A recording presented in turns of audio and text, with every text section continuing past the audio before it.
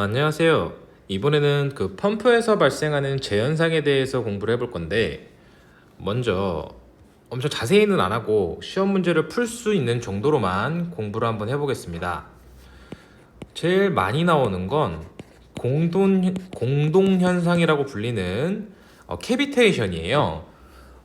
얘가 일단 제가 제목에는 합쳐서 쓸 거라 15문제가 나왔고 엄청 쉬워요. 그래서 좀 숙지해 주셨으면 좋겠고, 우리가 한글로 뭐 한자라고 할 수도 있고 공동현상이라고 하고 또는 이제 캐비테이션이라 그래요. 또 한글로도 써놔가지고 테이션. 얘가 제일 많이 나왔으니까 얘만 조금 공부를 해볼게요. 우리가 먼저 알아야 되는 것들이 있어요. 우리가 물은 대기압 1atm에서 100도씨에서 끓죠. 근데 압력이 올라가면 물이 끓는 온도도 올라가고, 압력이 줄어들면 물이 끓는 온도도 내려가요. 즉, 뭐 0.1, 10분의 1 대기압에서는 얘가 46도씨면 물이 끓어요. 요게 중요한 건데, 우리가 공동현상이라는 거는 결국 펌프의 흡입관 내에서 그 안에 있는 물, 이제 기체는 발생할 수가 없는 거예요. 그러니까 액체에서 물이 증발하면 발생하는 거거든요. 증발 시 발생. 왜냐면 펌프가 물을 막 흡입해서 밀고 있는데 갑자기 거기에 공기가 똥 생기면 물이 흡입이 잘 안 될 거 아니에요. 그리고 그 공기가 이렇게 다시 터지면서 이제 그 점점 충격을 누적하는 거죠. 우리가 이 증발한다는 말을 포화 증기압 이하가 되는 걸 말해요. 배관 내에서 포화 증기압 이하가 됐다는 건 증발했다는 뜻이에요. 간단하게 말을 하면. 그러면 우리가 이제 숙지해야 되는 게, 위에 했던 말을 그래프로 이렇게 그려보면 이쪽이 압력, 이쪽이 온도일 때 왼쪽은 액체, 오른쪽은 기체예요. 우리가 대기압에서 1atm에서 물은 100도씨에서 끓었죠. 근데 아까 위에 또 설명했듯이 0.1atm에서는 46도씨 정도에서 끓는다는 거예요. 45도나 6도나. 그래서 우리가 압력이 높을수록 물은 안 끓고 압력이 낮을수록 물이 잘 끓는구나. 그럼 공동현상이 증기압 이하로 낮아져서 증발해서 문제니까 우리가 배관이나 펌프 내의 압력이 낮아지면 문제가 되는 거죠. 그래서 얘의 키워드는 일단 증기압입니다. 뭐 블라블라블라 증기압이다.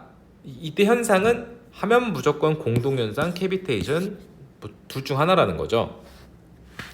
얘를 약간 이해해 보자면, 우리가 결국 수조가 있고요.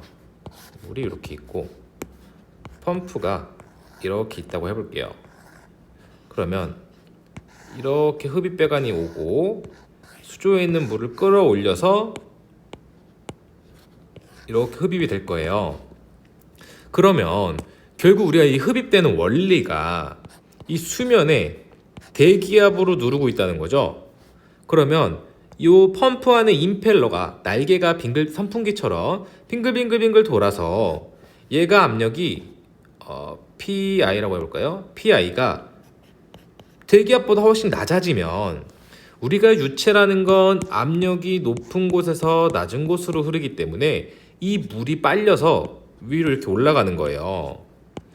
근데 이때 우리가 요 관경이 Q는 AV에 의해서 우리 속도는 유량을 면적으로 나눈 거죠. 즉 우리가 요 면적이라는 건 사실 직경이랑 똑같잖아요. 값은 다르지만 개념적으로. 즉 우리가 요 안에 속도를 낮춰야 된다는 거예요. 다르게 말하면 우리가 이 안에 물이 흘러 들어올 때 이 배관 내의 압력이 낮아지면 안 된다는 거죠. 근데 우리가 이 물을 끌어올리려면은 대기압보다 낮아져야 되잖아요. 근데 이 당시의 압력이 포화 증기압보다 무조건 커야 된다. 아니면 증발해가지고 기체가 생겨서 문제를 야기하는데, 이것을 우리는 공동현상이라고 한다. 그러면 어떻게 알 수 있냐? 그러니까 어떤 문제가 있냐? 일단 여기 이 수조부터 흡입배관의 높이를 h라고 봤을 때 얘를 흡입수두라고 하는데, 또는 흡입 양정이라 그래요. 얘가 높다면 얘가 엄청 진공이 돼야 물을 끌어올릴 거 아니에요. 그래서 얘가 높으면 안 좋고, 또 우리가 이제 베르누이 배웠으니까 감마분의 P 플러스 2지분의 V제곱 플러스 Z는 일정하다 했죠. 우리가 이 배관 안에 물이 흐를 때 속도가 빨라지게 되면 압력이 떨어져요. 그래서 속도가 빨라지면 우리한테 안 좋은 거예요.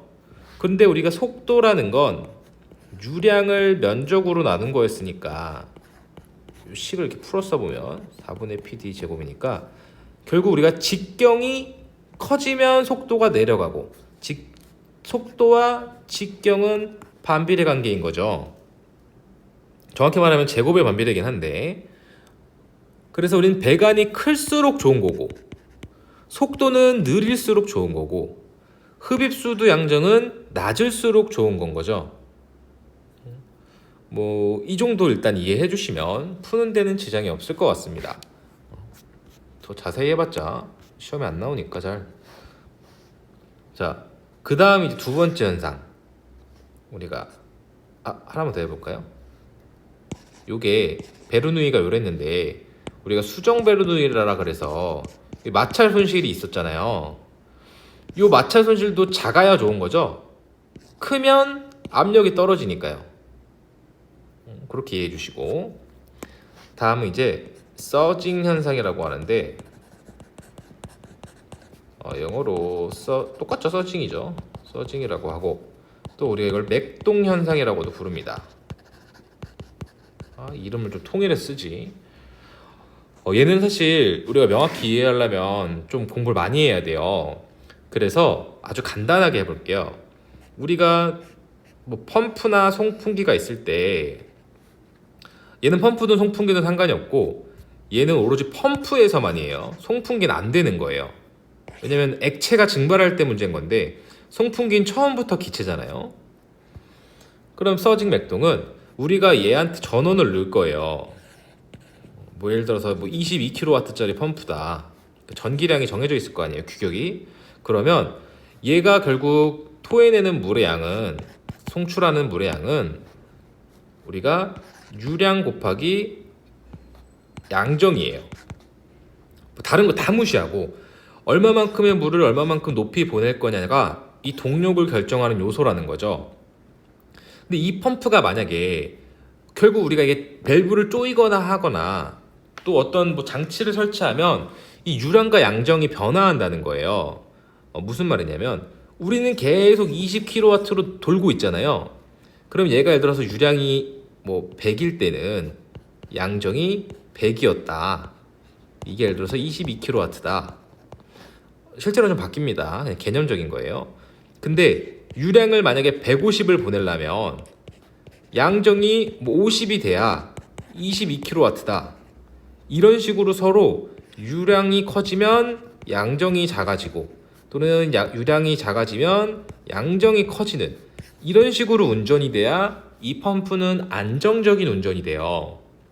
근데 얘가 미쳐가지고 원래 100에 100인데 얘가 Q가 150인데 양정도 늘어나 버리는 거예요. 그럼 얘가 22보다 원래 커지겠죠? 이거 무슨 상황이냐? 얘가 이제 마탱이가 간 건데, 쉽게 말하면 얘가 덜덜덜덜 거려요.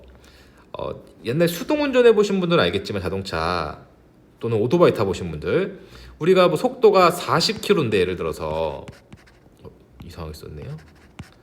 기아 6단, 5단 놓고 달리면 차 아주 덜덜거리잖아요. 똑같은 거거든요. 물론 원리는 다르지만 그런 느낌으로 흔들려요. 그래서 무슨 사태가 발생하냐면 흡입이든 토출이든 상관없이 이 진공계 또는 압력계가 이렇게 뭐 숫자가 0부터 1, 2가 있으면 얘가 막 진동을 이렇게 왔다 갔다 해요. 이렇게 해서 이런 식으로. 왜냐면 얘가 힘이 붙여가지고 흔들리는 거죠. 그래서 이 서징 현상, 맥동 현상 얘네는 다 필요 없고 진공계가 불라불라 또는 지침이 막 흔들린다 이러면 다 그냥 얘네예요. 뭐 고민하실 필요도 없습니다. 이렇게 봐주시면 되고, 세 번째로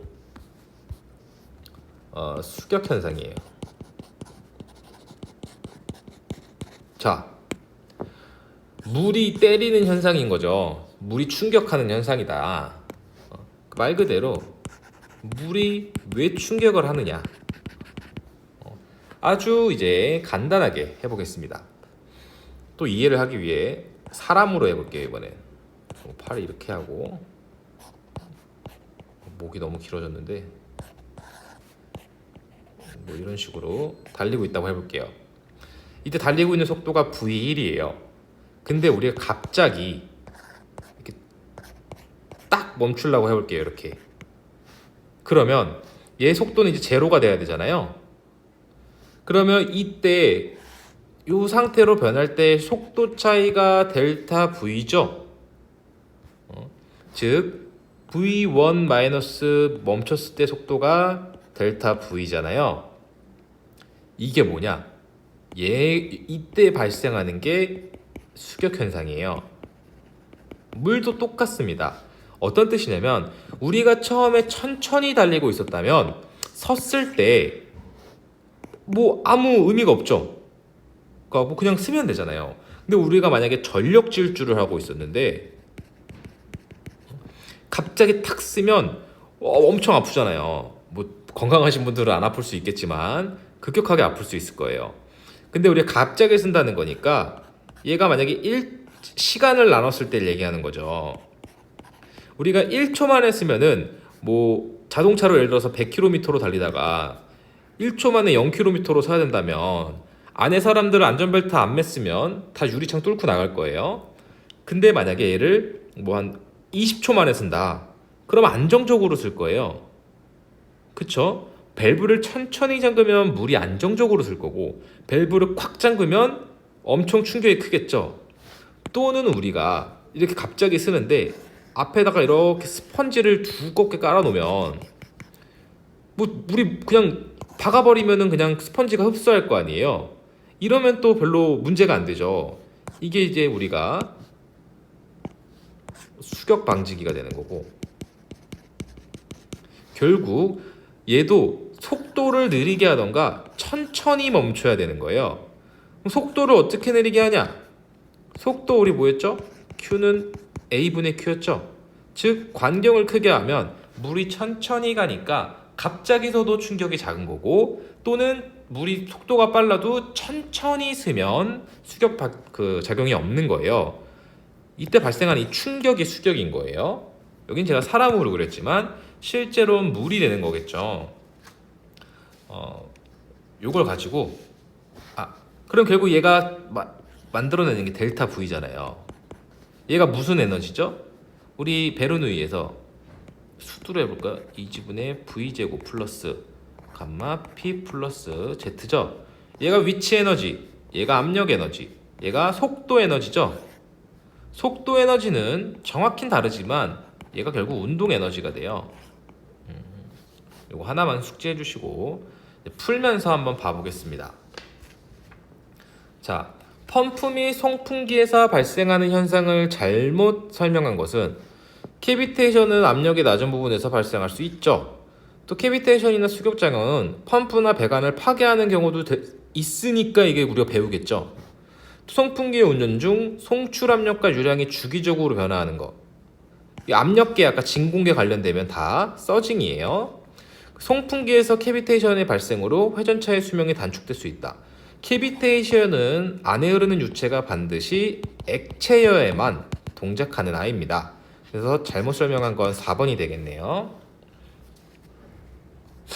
펌프의 공급 현상을 방지하기 위한 방법에 관한 사항으로 틀린 것은 펌프의 설치 위치를 수원보다 낮게 한다. 수조가 위에 있으면 얘가 진공이 될 필요도 없이 얘가 밀어넣잖아요. 그래서 캐비테이션이 발생하기 거의 불가능한 거고, 펌프의 흡입축을 가압한다는 게 압력이 높으면 당연히 캐비테이션 안 생기겠죠. 그리고 흡입 광경을 크게 하면 속도가 낮아지는 것만큼 압력이 커지니까 캐비테이션은 발생을 안 할 거예요. 그럼 회전수를 크게 하면 얘는 캐비테이션이 더 발생할 수 있겠죠. 회전수는 결국 속도니까 속도가 커지면 압력이 낮아질 거고, 이때 낮아진 압력이 포화 증기압보다 낮다면 얘는 이제 공동현상이 발생할 수 있겠죠. 자, 캐비테이션 방지법이 아닌 것은 흡입관 내면의 마찰 저항을 작게 하면 좋죠. 그리고 펌프 흡입 양정을 될 수 있으면 길게 하여 유입이 순조롭게 한다. 긴데 어떻게 순조로워요? 길면 순조롭지가 않지. 그리고 봐보자면 펌프 흡입관의 직경을, 이 배관의 관경을 펌프 구멍보다 크게 한다면 배관 안에 이렇게 낮은 속도로 올 거 아니에요. 그럼 좀 더 안정적인 송출이 가능한 거고, 회전 속도를 낮추면 압력은 상승하니까 캐비테이션이 발생하지 않겠죠. 그래서 짧게, 높이도 낮게. 예. 자, 다음 중 펌프에서의 공동 현상에 대한 일반적인 설명이다. 바른 것을 고르시오. 모두. 액체의 온도가 높아지면 공동 현상이 일어나기 쉽죠. 설명드릴게요. 그 흡입 양정은 작게 하는 것이 공동 현상 방지에 효과가 있습니다. 그리고 공동 현상은 유체 내의 곡소 압력이 포화 증기압 이하일 때예요. 이하. 포화 증기압보다 작아져야 문제가 됐었죠. 2번은 아실 거고, 흡입 양정 작은 게 좋은 거예요. 아까 우리 이 그래프 그렸잖아요.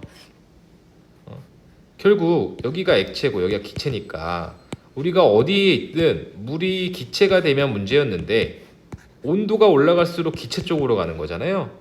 그렇기 때문에 온도가 높아지면 공동현상이 일어나기 쉽게 되는 거죠. 펌프의 흡입 양정은 바로 그냥 공동현상이죠. 얘네는 흡입 양정이랑 상관이 없으니까요. 자, 물의 온도에 상응하는 증기압보다 낮은 부분이 발생하면 물은 증발되고 물속에 있던 공기와 물이 분리되어 기포가 발생하는 현상은 그냥 공동현상이죠. 증기압 나면 다 공동이에요. 그냥 뭐 다 안 읽으셔도 상관없을 정도로. 그리고 펌프 운전 중에 펌프 입구와 출구에 설치된 진공계 압력계 지침 흔들리면 무조건 서징. 볼 필요도 없어요. 주기적인 변동과 진공계 압력계 지침. 펌프 입구에 진공계 지침 안 읽어도 되죠? 서징인 맥동 현상이 되겠습니다. 펌프가 운전 중에 한숨을 쉬는 것과 같은 상태가 되어 펌프의 입구에 진공계 압력계 지침 맥동 현상. 문제가 다 이렇게 나와요. 무지 쉬워요. 빨리빨리. 자, 파이프 속을 유체가 흐를 때 파이프 끝에 밸브를 갑자기 닫으면 아까 제가 V1-V0 했죠? 갑자기 닫으면 속도 없잖아요. 지금 여기 속도가 결국 운동 에너지예요.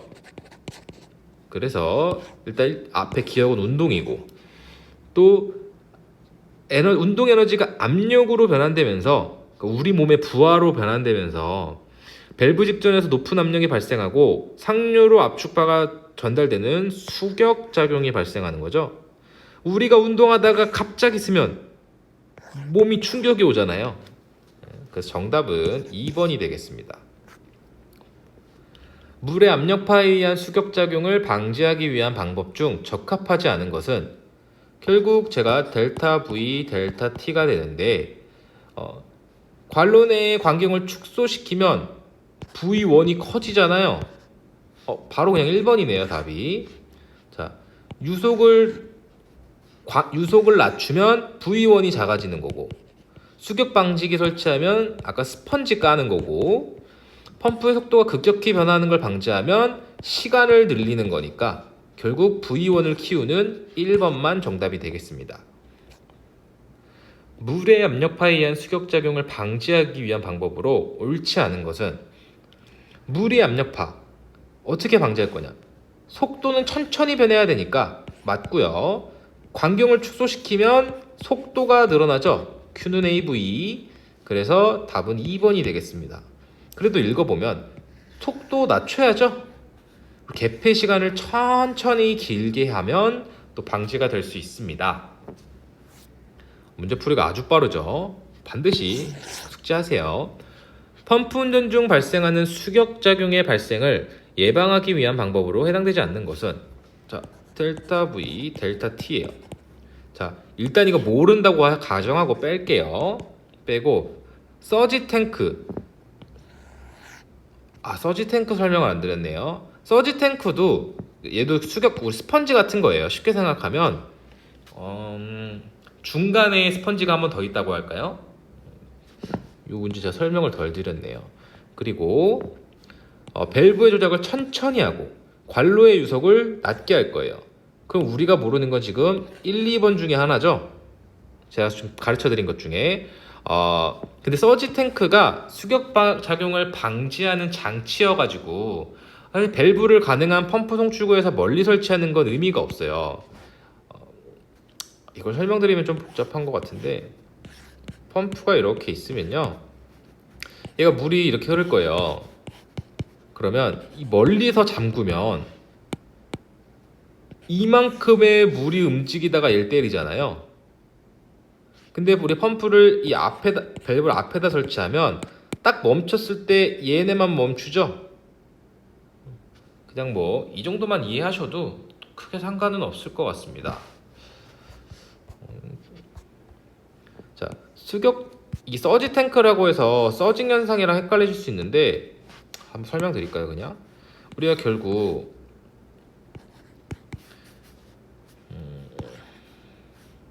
이렇게 할게요.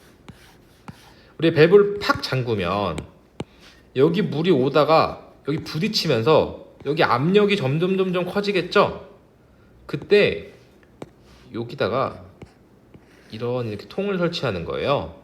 그래서 얘는 그냥 뭐라고 할까요? 이렇게 다이어프램이라고 해서 신축성이 있는 애 설치해가지고 여기 압력이 증가하면 얘를 밀고 물이 일로 이렇게 차는 거예요. 다이어프램이 이렇게 늘어나가지고 얘가 이제 흡수를 하는 작용이 되는 거죠. 소방 펌프에서 압력 탱크랑 비슷한 내용입니다. 그 다음에 이제 수격 작용에 대한 설명으로 맞는 것은 관로가 변할 때 물의 급격한 압력 저하로 인해서 기포 발생하는 건 캐비테이션이고, 주기적으로 송출 압력 수량이 변하는 건 서징이고, 관로의 급격한 온도로 변해 응결되는 현상, 이런 거 배운 적 없죠? 흐르는 물을 갑자기 정지시킬 때, DT를 갑자기 할 때 수압이 급격하게 변하죠? 속도가 변하니까. 그래서 이거를 우리가 수격 현상 4번이 되겠습니다.